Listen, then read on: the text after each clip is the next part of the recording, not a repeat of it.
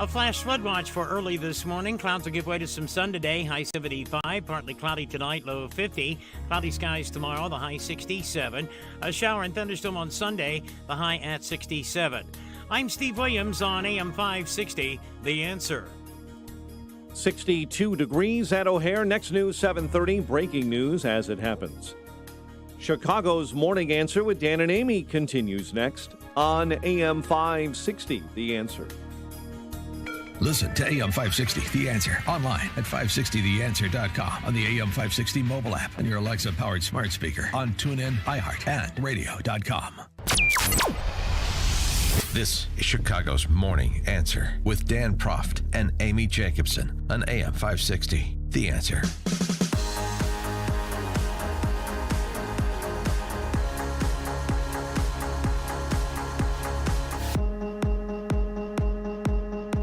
Good morning, Dan and Amy, and on Bret Baier's special report program last night, Wisconsin Senator Ron Johnson weighed in on the unmasking of the unmaskers, the actions taken in the last week by both Attorney General Barr as well as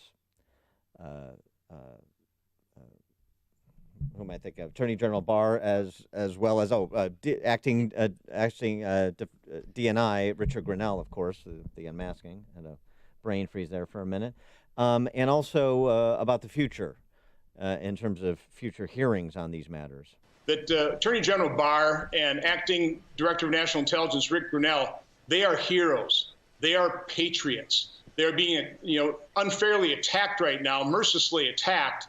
And these gentlemen realize that this is a threat to our democracy. It is outrageous what the Obama administration and members of it high up in the administration were doing toward, during the election, toward the tail end of their administration, and the ones that were held over, what they did in the early days of the Trump administration as well. So these are real heroes in terms of what information they are beginning to divulge, declassify, so the American people really understand what happened. Really, heroes. Well, over at MSNBC, former CIA Director John Brennan was on with Brian Williams. He's still angry. Brian Williams setting up the discussion by saying over at Fox News, they're devoting a lot of time to this narrative about General Flynn and both Operations Crossfire Razor and Crossfire Hurricane, essentially insinuating they're trying to gaslight the public. And here was sort of the big takeaway from John Brennan's comments. I think our country is in very serious trouble when you have such blatant political corruption at the highest levels of the U.S. government, something I never thought I would see in my lifetime. But when you have an administration, the White House, the Attorney General, the acting head of the intelligence community, all acting in concert to try to advance the personal interests of Mr. To try to advance the personal interests. I thought he was going to say Obama, but he actually said Trump, of course. But it's remarkable, the description that's being used. So the description that's being used of the Obama White House in the closing days of the administration has now just been adopted in toto by those who are facing those accusations, and they're saying they're fighting against the very same thing. Corruption at the highest levels, abuse of power at the highest levels. We fear for our country going forward because of the precedent that the actions by fill in the blank are taking. It's the same narrative in part being argued from opposite sides. It's sort of remarkable to hear, and I think it's confusing and perhaps purposefully confusing. For more on this, pleased to be joined by Bret Baier, host of Fox News Special Report, weekdays 5 p.m. Chicago time, and also the author of the #1 bestseller, 3 Days at the Brink, FDR's Daring Gamble to Win World War II. Bret, thanks for joining us. Appreciate it. Morning. So the competing spin, if you will, and some of this will continue, not just on cable news programs, but in forthcoming Senate hearings, starting with Lindsey Graham.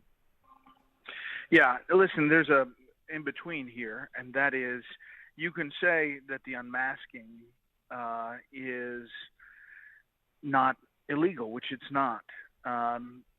Different officials can do this in administration, looking for context to intelligence. The illegal part about it is the leak to the Washington Post. Right. And you cannot say that that's not illegal. So that's a problem. And how that all came together and why it came together is really piecing it together. If you're not following the story all the way along, you can easily be told this is no big deal. In the big picture, this is no big deal. But then you have to look at the context of what was happening and what that started, which was 2.5 years of Russia collusion, Adam Schiff saying he had definitive evidence.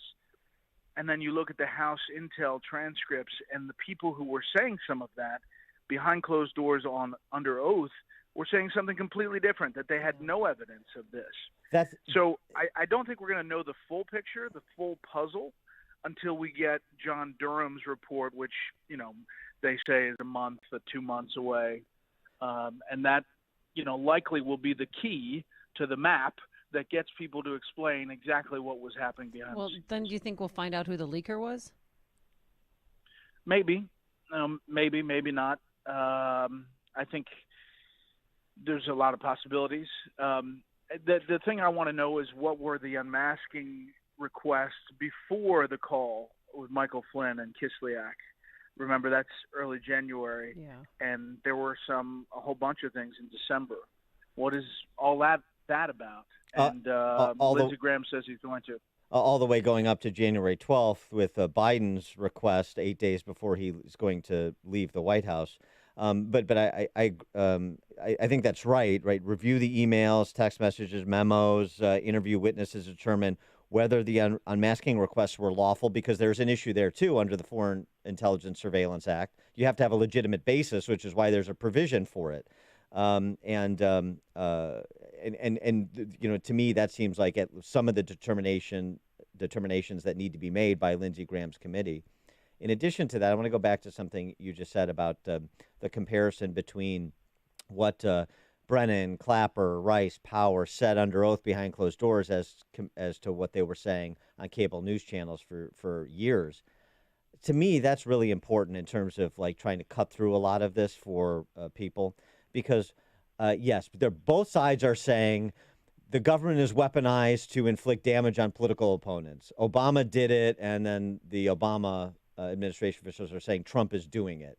Well, one of the ways to suss out who has credibility on the topic is to compare what they've actually said in public under oath versus not under oath on cable TV. To me, that is the biggest indictment we have right now of the position being advanced by the Brennans and the Clappers and the Comeys of the world. I agree with you. I mean, listen, you can put all of the statements that they said on the various networks that they are now employed by, and then you can look at the transcript that they said answering questions under oath. They're definitely different. And, I think that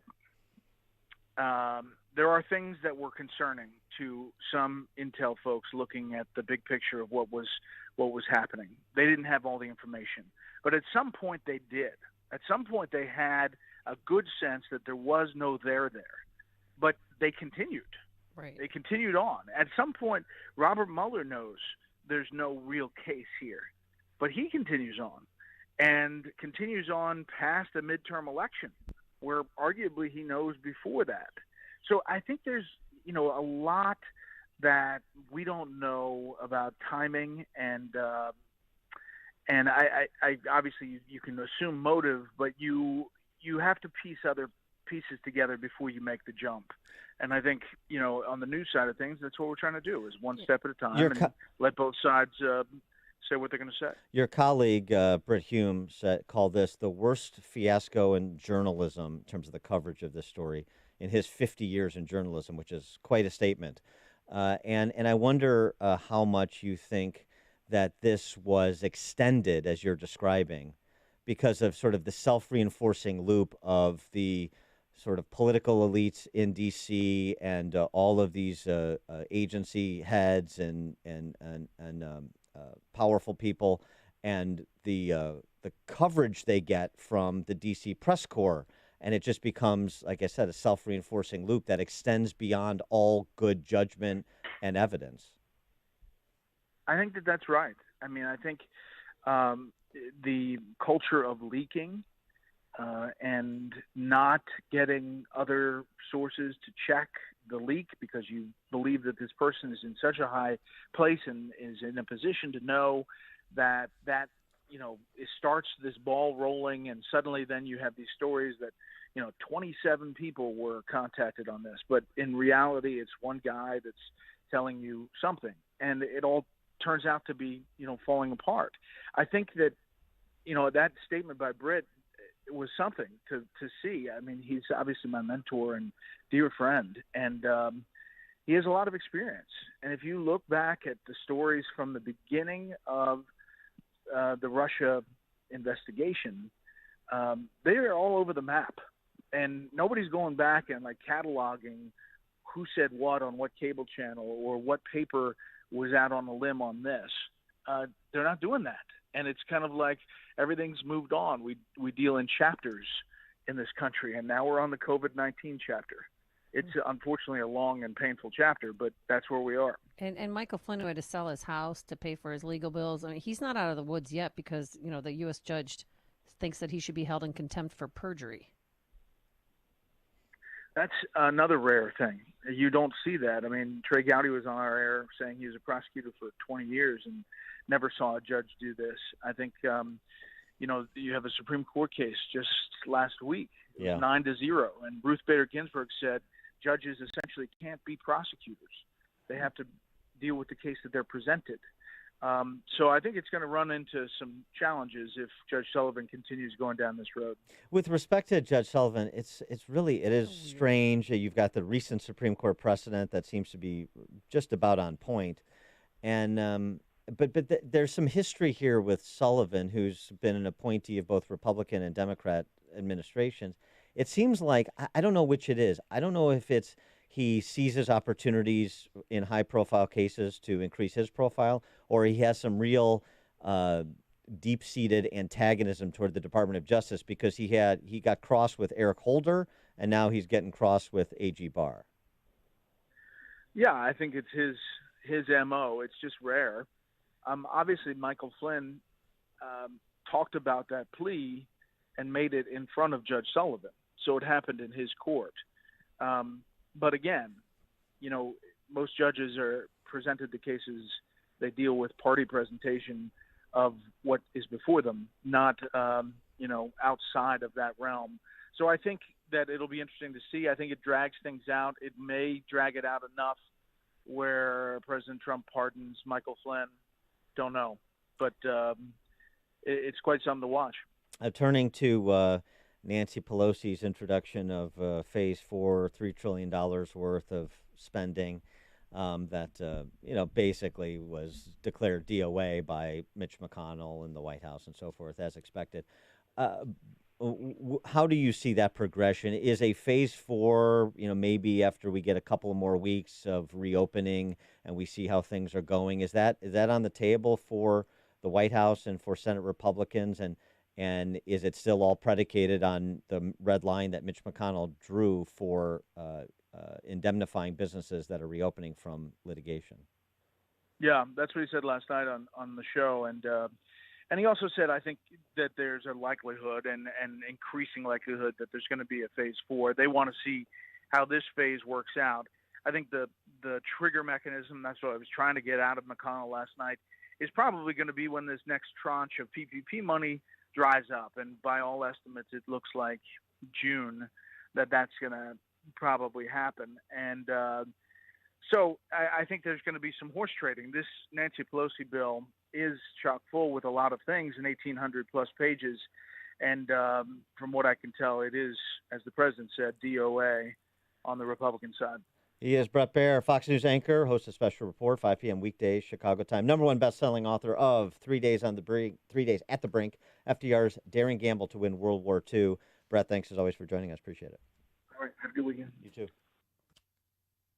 It's what Chicago is talking about. It's Chicago's Morning Answer with Dan and Amy on AM 560. The Answer. You know, spring cleaning doesn't just mean the deep clean you do around the house once a year. You may want to do some tidying up for your business's digital marketing, and Salem Surround can help. We give you all the right tools to surround your target audience and turn website visitors into website leads. Contact Salem Surround for a free evaluation of your digital presence and learn how to get your advertising message in front of today's consumers. Learn more at surroundchicago.com. That's surroundchicago.com, connecting you with new customers. Got a great night's sleep last night, all thanks to My Pillow. I love it because it conforms to your neck and back, and you really get the best sleep ever. Now might be the time for you to take a look around your home to see if you need some new sheets, new duvets, new pillow covers. How about some towels? They have My Pillow towels that are very soft and absorbent. And right now, if you use the promo code Amy, you'll get 2 for 1, buy one, get one free on those pillows, the sheets, the duvets. Find it all at mypillow.com. And if you order Mike Lindell's book, your entire My Pillow order will ship for free, and you'll receive